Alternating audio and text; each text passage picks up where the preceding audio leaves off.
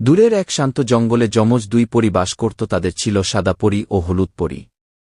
সাদা পরী ছিল শান্ত স্বভাবের ও বুদ্ধিমতী, আর হলুদ পরী ছিল দুষ্টু, মজার এবং কৌতূহলী।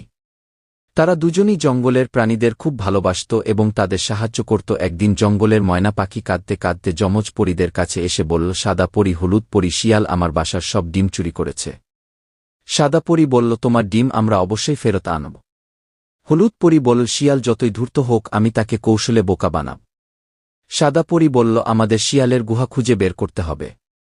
হলুদ পরী বলল, শিয়াল বুদ্ধিমান, তাই আমাদের সাবধানে কাজ করতে হবে। তারা ময়নার পাখির সঙ্গে কথা বলে শিয়ালের লুকানো গুহার খোঁজ নিন। পথে তাদের দেখা হল হাতির সঙ্গে। হাতি বলল, পরীদের রানী সাদা পরী, তোমরা কোথায় যাচ্ছ?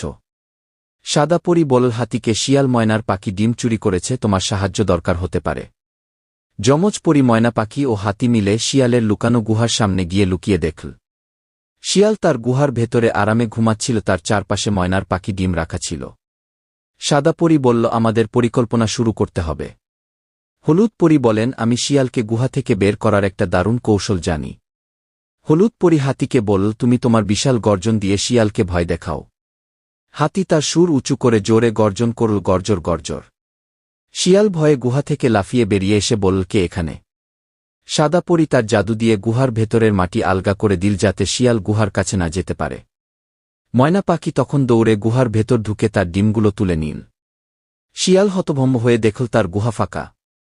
সাদা পরী বলল, অন্যের জিনিস চুরি করলে এভাবেই শাস্তি পেতে হবে।